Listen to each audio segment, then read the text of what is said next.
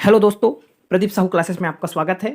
और हाँ, आज हम लोग ऐसे टॉपिक्स को आपके लिए लेकर आए हैं जो कि जहाँ से क्वेश्चन बनने के ज़्यादा चांसेस रहते हैं और स्टूडेंट्स क्या है इसी में कंफ्यूज हो जाते हैं कि कहाँ से कौन से हैं क्या गलत है करके और कूट आधारित क्वेश्चन आते हैं। तो यहाँ तक कि मैंने यहाँ पास लिया है भारतीय संविधान से पूछे जाने वाले महत्वपूर्ण प्रश्न, जिसमें हम लोग क्या क्या पढ़ेंगे मैं आपको बता देता हूँ। तो पहला है राष्ट्रपति पर महाभियोग लगाना, दूसरा पढ़ेंगे आपका क्या बोलते हैं क्षमादान शक्ति, और एक और तीसरा टॉपिक है अध्यादेश जारी करना। ये तीन टॉपिक आज हम लोग पढ़ेंगे क्योंकि यहाँ से क्वेश्चन पूछने के बहुत ज़्यादा चांसेस रहते हैं दोस्तों। ठीक है, चलिए देखते हैं, वीडियो को स्टार्ट करते हैं। तो यहाँ देखिए राष्ट्रपति पर महाभियोग लगना, तो कैसे लगता है राष्ट्रपति पर महाभियोग। तो देखिए यहाँ पर पूरा डिटेल में दिए हैं, आप उसको अच्छे से देखिएगा। ठीक है, तो पहला देखिए प्रावधान क्या है। तो भारतीय संविधान के अनुच्छेद 61 में क्या है, महाभियोग प्रक्रिया का प्रावधान रखा गया है जो कि यूएसए मतलब अमेरिका के संविधान से प्रेरित है दोस्तों। ठीक है, देखिए फिर देखिए महाभियोग क्या है, मतलब होता क्या है महाभियोग, इसके बारे में देखिए। तो भारत के राष्ट्रपति को समय से पूर्व संसदीय प्रक्रिया के माध्यम से हटाना क्या कहलाता है, महाभियोग कहलाता है, जो कि निम्नलिखित आधारों पर लगाई जाती है। तो पहला आपका क्या होगा, संविधान का अतिक्रमण या उल्लंघन करने पर लगाया जाएगा। दूसरा शारीरिक रूप से अक्षम होने पर, मतलब वो शारीरिक रूप से अगर अक्षम है तो उसको क्या किया जा सकता है, महाभियोग के द्वारा हटाया जा सकता है। ठीक है, फिर देखिए यहाँ देखिए तीसरा पॉइंट आपको मिल रहा है, आपके सामने है। तो यहाँ देखिए ये बोला जा रहा है कि शर्त क्या है, तो महाभियोग का प्रस्ताव न होकर एक संकल्प होना चाहिए कि हाँ इसको हटाना ही है करके। ठीक है, फिर देखिए ताकि लोकसभा अध्यक्ष या सभापति एवं सदन के सभी सदस्य इसे मना नहीं कर सके। ठीक है, ये देखिए इसका शर्त है। फिर देखिए स्थान क्या है, तो ये देखिए महाभियोग की प्रक्रिया किसी भी लोकसभा या राज्यसभा सदन में लाया जा सकता है। ठीक है, तो यहाँ पर आपको क्वेश्चन यही घुमाता है कि केवल लोकसभा में लाया जा सकता है या केवल राज्यसभा में लाया जा सकता है, इस टाइप का आपको क्वेश्चन घुमाया जाता है। फिर देखिए जिस सदन में लाया जाएगा उसके 1/4 सदस्यों का हस्ताक्षर होना आवश्यक है। ठीक है, तो ये यहां से क्वेश्चन आता है, 2/3 दे देता है, 1/4 इसको 1/2 दे देगा, है ना। तो इसी को आपको पॉइंट को पकड़ते चलना है दोस्तों। ठीक है, फिर देखिए पांचवा है अभियोग सदन। जिस सदन में महाभियोग प्रक्रिया लाई जाती है उसे अभियोग सदन कहते हैं। जैसे लोकसभा में लाएगा तो लोकसभा को अभियोग सदन कहा जाएगा। और फिर देखिए इस सदन में, है ना, फिर देखिए इस सदन में 2/3 सदस्यों द्वारा पारित होने पर जांच सदन में भेजा जाएगा। ठीक है, यहां देखिए 2/3 सदस्यों का अगर साइन होगा, सिग्नेचर होगा, तो क्या होगा, उसे जांच सदन में भेजा जाएगा। मतलब जांच सदन किसको बोला जाएगा, जो इसकी जांच करेगा कि हाँ सही है कि गलत है करके। ठीक है, तो यहाँ देखिए जांच सदन में क्या होगा, तो यह यहाँ आरोप की जांच की जाती है कि जो दूसरा सदन होता है वहाँ राष्ट्रपति का अपना पक्ष स्वयं भी रख सकता है या अपने प्रतिनिधित्व के माध्यम से रख सकता है। मतलब राष्ट्रपति जिस सदन में जांच होगा वहां जाकर अपना पक्ष रख सकता है। ठीक है, या किसी के माध्यम से रखवा सकता है, ऐसा है। यदि आरोप सिद्ध हो जाता है तब इस स्थिति में क्या होता है, सदन में भी जब जांच सदन में था उसमें भी 2/3 बहुमत से क्या होता है, ये पारित हो जाता है, तो राष्ट्रपति को अपना पद त्यागना पड़ता है। ठीक है, फिर देखिए नेक्स्ट है एक अन्य महत्वपूर्ण पॉइंट। तो यहां से इन्हीं टाइप से क्वेश्चन आता है दोस्तों। ठीक है, यहाँ देखिए संसद के दोनों सदनों की नामांकित सदस्य जिन्होंने राष्ट्रपति में चुनाव में भाग नहीं लिया था इस महाभियोग में लाग सकता है। मतलब जो संसद के 2 सदन होते हैं, लोकसभा और राज्यसभा है, तो लोकसभा में 2 और राज्यसभा में कितने होते हैं, 12। ठीक है, तो जितने भी नामांकित सदस्य होते हैं इनका आपको क्या करना है, ये लोग भी चुनाव में भाग लेते हैं, जबकि उसके राष्ट्रपति के क्या बोलते हैं महाभियोग में भाग लेते हैं जो कि चुनाव में भाग नहीं ले रहे होते हैं। ठीक है, फिर देखिए एक और पॉइंट है, यहाँ पर 2 और पॉइंट है। यहाँ देखिए राज्य विधानसभाओं के निर्वाचित सदस्य तथा दिल्ली पुदुचेरी केंद्र शासित राज्य की विधानसभाओं के सदस्य भी इस महाभियोग प्रक्रिया में भाग नहीं लेते हैं जो कि इसके चुनाव में भाग लेते हैं। ठीक है, फिर देखिए अभी तक किसी भी राष्ट्रपति के ऊपर ये महाभियोग प्रक्रिया नहीं लगाया गया है, ये हो गया। फिर देखिए नेक्स्ट है आपका अध्यादेश शक्ति, मतलब राष्ट्रपति को अध्यादेश जारी करने की शक्ति है, यहां से भी क्वेश्चन आता है। तो यहाँ देखिए कौन जारी करता है, तो भारत का राष्ट्रपति करता है अनुच्छेद 123 के तहत, और राज्यपाल करता है अनुच्छेद 213 के तहत। दोनों एक दूसरे के विपरीत है दोस्तों, इसको याद रख लीजिएगा, 123 और 213। ठीक है, फिर देखिए कब जारी कर सकता है, ये क्वेश्चन आता है यहाँ से। ठीक है, तो यहाँ देखिए संसद के दोनों में से किसी एक सदन का सत्र ना चल रहा हो तो अध्यादेश क्या कर सकते हैं, जारी किया जा सकता है। इसको यहाँ से याद रखिएगा, इन्हीं पॉइंट को आपको पूछा जाता है, क्योंकि कोई भी विधेयक है ना, ये विधायक नहीं है, विधेयक है। ठीक है, को दोनों सदनों द्वारा पारित कराना होता है। दोनों सदन या एक सदन के अनुपस्थिति में भी ये जारी किया जा सकता है। जब लोकसभा विघटित हो तो भी अध्यादेश जारी किया जा सकता है। ठीक है, ये पॉइंट को आपको याद रखना पड़ेगा, यहीं से क्वेश्चन बनता है। कोई अध्यादेश केवल तभी जारी किया जा सकता है जब वह इस बात से संतुष्ट हो कि मौजूदा परिस्थिति में कार्य करना आवश्यक है। ठीक है। फिर देखिए इसके प्रभाव की अगर बात करें, है ना, तो अध्यादेश को कानून बनने के लिए संसद सत्र में प्रारंभ होने पर 6 सप्ताह के भीतर क्या है, स्वीकृति आवश्यक है। 6 सप्ताह है ना, 6 माह नहीं 6 सप्ताह है। अब इसको याद रखिएगा, यहीं से क्वेश्चन पूछा जाता है। जब संसद के दोनों सदन से अध्यादेश पारित हो जाता है तो वह कानून बन जाता है, और यदि संसद द्वारा इस आदेश पर कोई कार्रवाई नहीं की जाती तो वह 6 सप्ताह के बाद समाप्त हो जाता है ऑटोमेटिक, ठीक है। फिर यहाँ पर देखिए इसका न्यायिक प्रावधान क्या क्या दिया है अध्यादेश में, है ना।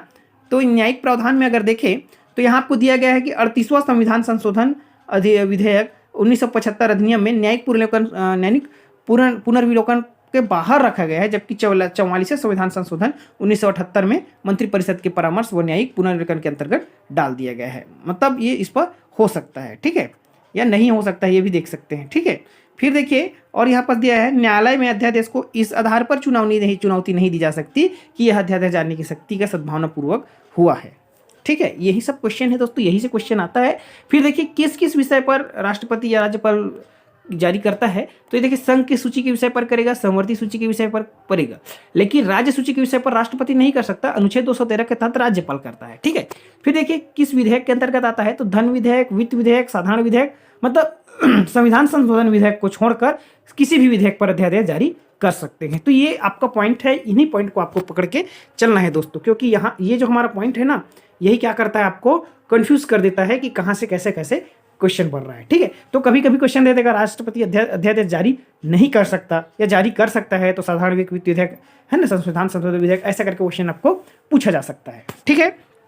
फिर देखिए नेक्स्ट देखते हैं, तो राष्ट्रपति की क्षमा दान करने की एक शक्ति है ना, जो कि राज्यपाल भी करता है। यहाँ दिया गया है, देखिए संविधान के अनुच्छेद 72 में राष्ट्रपति को क्षमा प्रदान करने की शक्ति दी गई है, तथा अनुच्छेद 161 में राज्यपाल को आपके क्षमादान करने की शक्तियां दिए गए हैं दोस्तों, ठीक है। राष्ट्रपति की क्षमादान शक्ति की न्यायपालिका से स्वतंत्र है, मतलब न्यायपालिका उसको कुछ नहीं कर सकता, ठीक है, मतलब अलग है। फिर देखिए मृत्युदंड की सजा को केवल राष्ट्रपति ही क्षमा कर सकता है, राज्यपाल नहीं कर सकता। यह भी क्वेश्चन है, राष्ट्रपति, है ना, सैन्य न्यायालय द्वारा दी गई सजा को समाप्त कर सकता है, राज्यपाल नहीं कर सकता। तो ये सैन्य नहीं है ना दोस्तों, ठीक है, ये आपका क्या है, सैन्य है, ठीक है। ये सैन्य न्यायालय द्वारा जो सजा दिया होता है उसको भी राष्ट्रपति क्षमा कर सकता है, राज्यपाल नहीं कर सकता।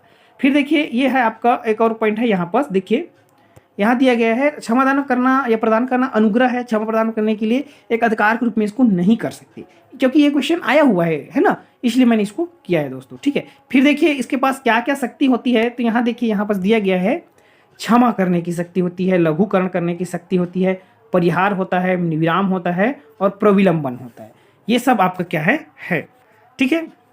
तो देखिए क्षमा करने का मतलब ये है कि दंड और बंदीकरण दोनों को हटा दिया जाता है, दोषी को सभी दंड से और दंडादेशों से, निरहरताओं से पूर्णतः मुक्त कर दिया जाता है, वो क्षमा कहलाता है, पार्डन। लघुकरण मतलब लघुकरण का अर्थ होता है दंड के स्वरूप को बदल कर करना, कम करना, अर्थात दंड को स्थान पर हल्के दंड का प्रावधान करना। राष्ट्रपति मृत्यु दंड को कठोर कारावास में परिवर्तित कर सकता है। फिर देखिए परिहार की बात करें तो परिहार का अर्थ होता है इसमें दंड की प्रकृति को परिवर्तन किए बिना उसकी अवधि को कम कर देना, जैसे कि 2 वर्ष के कठोर कारावास को 1 वर्ष के कठोर कारावास में बदल सकता है, ठीक है। फिर देखिए विराम होता है, इसको बोलते हैं ना, तो किसी विशेष परिस्थिति में किसी दोषी को दी गई दंड का पालन करने से रोकना, जैसे कि महिलाओं के गर्भावस्था और शारीरिक अपंगता में क्या कर सकता है, उसको विराम दिया जा सकता है। एक प्रविलंबन है, ये क्या है, दोषी व्यक्ति की क्षमा याचना अथवा दंड के स्वरूप को परिवर्तन याचना के लिए समय देना, किसी दंड को विशेषकर मृत्यु दंड पर क्या करता है, अस्थायी निलंबन लगा देना, ये क्या कहलाता है आपका, ये है। देखिए आपका बेसिकली आपको यहाँ से क्वेश्चन आएगा कौन सी इसकी शक्ति नहीं है ना, ये इतना ज़्यादा नहीं पूछा जाता है। फिर देखिए यहाँ पर सबको क्वेश्चन है कि यहाँ बोला जा रहा है, जो देखिए CGPAPM ECH 2017 में आया हुआ क्वेश्चन है, तो यहाँ पर क्या बोल रहा है कि क्वेश्चन सही क्या है, बोल रहा है क्षमा प्रदान करना एक अनुग्रह है, क्षमा प्रदान करने की मांग एक अधिकार के रूप में नहीं की जा सकती, क्षमा प्रदान करने की मांग एक अधिकार के रूप में की जा सकती है, क्षमा प्रदान करने की न्यायिक पुनर्विलोकन किया जा सकता है, क्षमा प्रदान करने की शक्ति का प्रयोग करते हुए राष्ट्रपति न्यायालय द्वारा दी गई सजा को निरस्त कर सकता है, ठीक है। तो सही क्या है, इसमें ऑप्शन दे दिया है ACE, है ना, ABD और ABE और CDE करके, ठीक है। तो इसका आंसर क्या होगा दोस्तों, ठीक है, तो मैं आपको इसका आंसर बता देता हूँ। चलिए इसका आंसर के लिए अगर हम लोग देखें तो क्षमा प्रदान करना एक अनुग्रह है, सही बात है, इसमें इसको अधिकार नहीं बोल सकते, एक अनुग्रह कर सकते हैं, ठीक है। फिर देखिए क्षमा प्रदान करने की मांग एक अधिकार के रूप में नहीं किया जा सकता, ये भी आपका सही है, अधिकार के रूप में नहीं, इसको एक अनुग्रह के रूप में मांगा जाता है। फिर देखिए ये क्षमा प्रदान करना मांग अधिकार के रूप में किया जा सकता है, ये गलत है। फिर देखिए क्षमा प्रदान करने की न्यायिक पुनर्वलोकन किया जा सकता है, ये भी सही है, हमने पढ़ चुका है पिछले ऊपर, है ना, नीचे देख पिछले वीडियो पिछले मतलब समय में, है ना। फिर क्षमा प्रदान करने की शक्ति का प्रयोग करते हुए राष्ट्रपति न्यायालय द्वारा दी गई सजा को निरस्त नहीं करता, बस उसके स्वरूप को कम करता है, ठीक है। तो ये भी आपका गलत हो जाएगा, ऑप्शन बी सही है, ABD, ठीक है दोस्तों। चलिए नेक्स्ट क्वेश्चन पे चलते हैं, ये उसी से संबंधित है। तो यहाँ देखिए एक क्वेश्चन है आपका, राष्ट्रपति के विरुद्ध महाभियोग के विषय में सही क्या है। तो यह एक प्रस्ताव के रूप में पूरा स्थापित किया जाना चाहिए, यह 14 दिन पूर्व सूचना पर लोकसभा में प्रस्तावित किया जा सकता है, यह लोकसभा के 1/3 सदस्य द्वारा हस्ताक्षर होना चाहिए, यह दोनों सदन से 2/3 बहुमत से पारित होना चाहिए, यह दोनों सदनों के निरपेक्ष बहुमत से पारित होना चाहिए, यह लोकसभा या राज्यसभा में प्रस्तावित किया जा सकता है। तो यहाँ देखिए, तो पहला ये प्रस्ताव एक संकल्प के रूप में प्रस्तावित किया जाना चाहिए, ये सही है आपका दोस्तों एक। फिर देखिए ये 14 दिन पूर्व लोकसभा में स्थापित, तो ये देखिए लोकसभा और राज्यसभा दोनों में स्थापित किए जाते हैं, गलत है। फिर यह लोकसभा के 1/3 सदस्यों द्वारा हस्ताक्षर होना चाहिए, ये नहीं, ये गलत है, क्योंकि अगर लोकसभा में लाएगा तो 1/4 सदस्यों द्वारा हस्ताक्षर होना चाहिए, या राज्यसभा में लाएगा तो भी 1/4 सदस्यों द्वारा, पहले हमने पढ़ चुका है ऊपर में, है ना।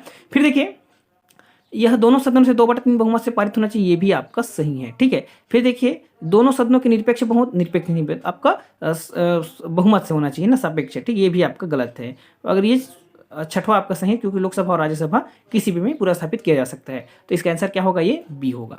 फिर देखते हैं, चलिए नेक्स्ट क्वेश्चन पे चलते हैं। हमारा बी है कि राष्ट्रपति के अध्यादेश जारी करने की शक्ति के रूप में कौन संबंध है। तो जब संसद सत्र में ना हो तो जारी किया जा सकता है, ये गलत है दोस्तों। क्यों? क्योंकि संसद सत्र में ना हो मतलब संसद के 2 भाग होते हैं, राज्यसभा और लोकसभा, तो कोई एक होना चाहिए, ठीक है।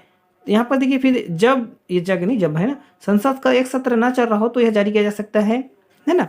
तो ये है आपका सही, ठीक है। फिर देखिए इसे वापस नहीं ले जा सकता, नहीं, इसको वापस ले सकते हैं, ये सही गलत है, ठीक है। सही क्या है बोल रहा है, तो ये आपको 2 सही है लग रहा है, ठीक है। फिर देखिए 2 सही है ना आपका, ये पहला गलत है, दूसरा सही है, फिर आपका ये तीसरा भी गलत है, क्योंकि इसको वापस ले सकते हैं। अध्यादेश द्वारा मौलिक अधिकारों को निलंबित किया जा सकता है, ये भी सही है ना, संविधान के किसी भी विभाग में लाया जा सकता है। फिर देखिए न्यायालय में अध्यादेश को इस आधार पर चुनौती नहीं दी जा सकती कि अध्यादेश जारी करने की स्थिति, ये भी आपका सही है, 5वां सही है, क्योंकि हमने इसको आंसर लिया है, पिछले हमने पढ़ाया है। फिर एक संविधान के किसी भी विभाग पर अध्यादेश जारी किया जा सकता है, ये भी आपका सही है। मतलब आपका सही अगर देखें तो क्या है, 2, 4, 5, 6 है ना। तो देखिए यहाँ पर क्या है आपका आंसर, तो 2 तो नहीं है, लेकिन 4, 5, 6 आपको दिख रहे हैं, है ना। तो देखिए 4, 5, 6 बी आपका आंसर है, ठीक है। चलिए आज का वीडियो हमारा यहीं तक है, ये आपका CGPSC के लिए बहुत इंपॉर्टेंट है, इसलिए मैंने आपको क्या है इसको बताया है दोस्तों, ठीक है। एक बार इसको जरूर देखिए, ठीक है। धन्यवाद।